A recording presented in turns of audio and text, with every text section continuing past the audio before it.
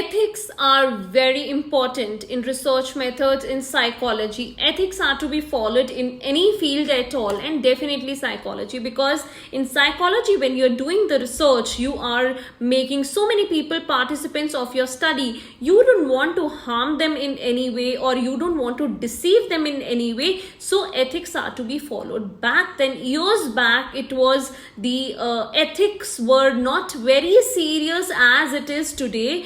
Hundreds of years back, when psychological research used to take place, there were a lot of things like, giving shock to animals. Even I have done so in our lab. When I was a psychology student, we used to give small electric shocks to the mice when they're in that maze experiment. But now it is not allowed anywhere to do such things. So the ethics over a period of time have become very, very strong. So it is important that you know what ethics are in research methods and follow the same. The first ethic is informed consent. Very important. When we start the study, we go to the participant and we need to ask them whether they want to become a part of a study or no, and we need to inform them that what the study is about.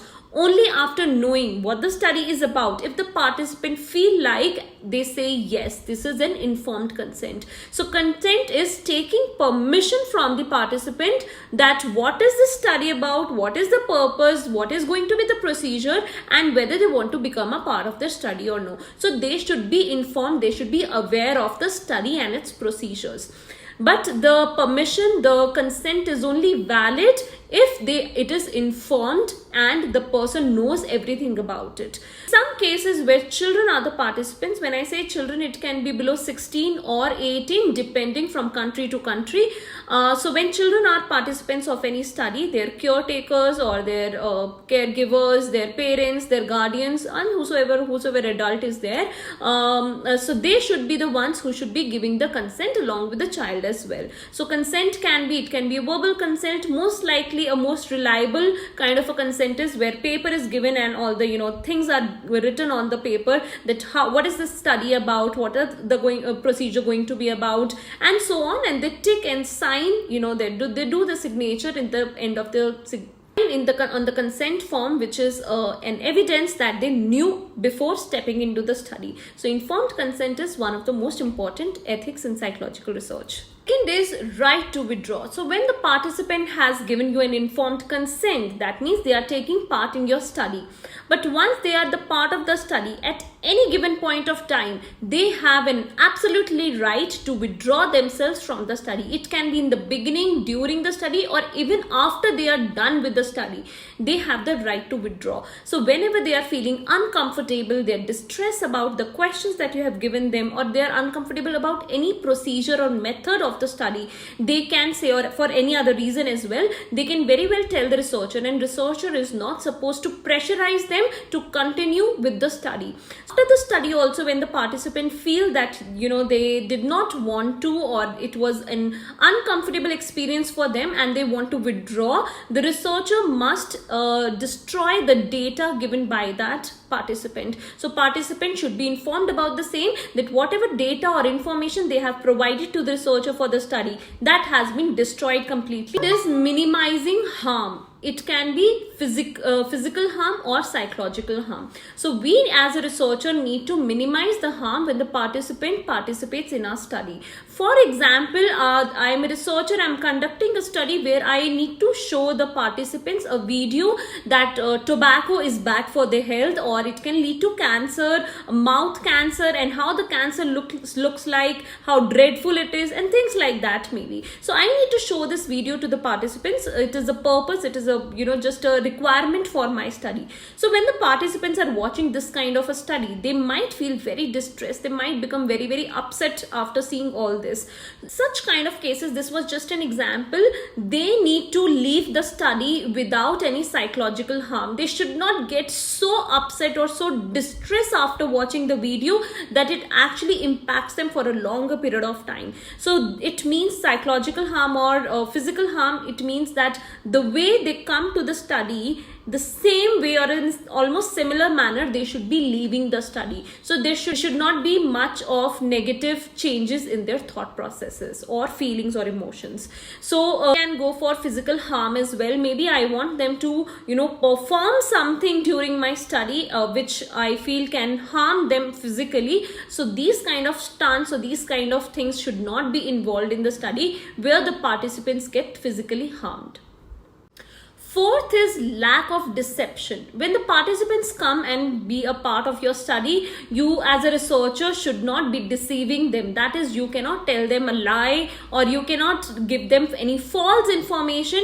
When they are coming, they are giving informed consent. That means they are giving you permission that they can be a part of your study. So they need to know what is the aim of the study, what is the method, what is the procedure or purpose of the study. So all these things they should be knowing, and they should not be deceived in a way that no lies, no manipulation or things like that.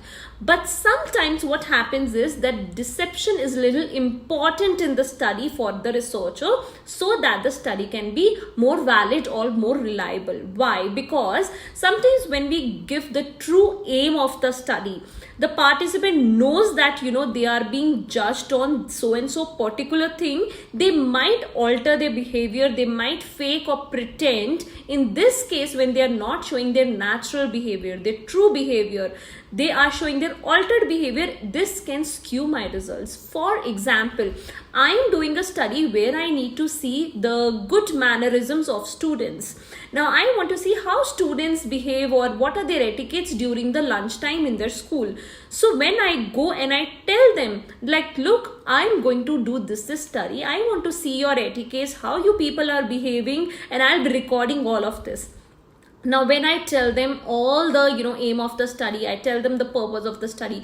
Now students are very well aware that what they are being that they are being a part of so and so study, and they are being judged on these etiquettes. So when they already know about it, it is likely that they are going to show social desirable behavior. They might pretend or fake that they have very good etiquettes and they have like very good mannerism, but maybe in reality it's not that way. So in this case, while giving all the purpose and all the aim of the study, I'm actually skewing my results. So maybe sometimes the researcher has to deceive to some extent to the participant, but after when the study is finished, the participant must debrief them that this was the study about, this was the purpose of the study, and they were being judged on so and so thing. So they should be briefed about the same. Next is privacy as an ethic. So what does privacy means? If I am a researcher, I need to take care of the privacy of an individual. For example, if an individual or participant is out in the open like park, railway station, mall, airport or any public place, and I am doing an observation research method technique to collect the data. In that case, it's okay to observe that person or participant and make them a part of your study. But you should not be going to their home and spying, or you should not be stalking them or going after them when they're going to the washroom or places like that, which is more private, which is not public at all. So you their private zone and hinder their privacy in any way. So that is a breach of privacy. So that should be taken care of while doing the research. Debriefing means once the study gets over, the participant should be informed by the researcher that what was the study about. Like I told you about deception. Initially, when the participant comes and gives the informed consent, they become a part of the study. Sometimes it is important to deceive the participant because we do not want them to know the true aim of the study or purpose of the study, because we don't want them to change their behavior and we want them to act as natural as possible. So in that case, deception is being done. But after the study is over, it is important for the participant or for the researcher to go to the participant and tell them about that they were being judged on so and so things and this was the purpose of the study. So this is called as debriefing. Or sometimes in some cases studies have such kind of a method where the participant can become very distressed and feel very guilty about something or shameful about something. In such cases as well, once the study is over, it is important for the researcher to go to the participant and debrief them that this was just a study and this was the purpose of the study, so that the person do not leave, or participant does not leave the study with guilt, shame, or any kind of distress.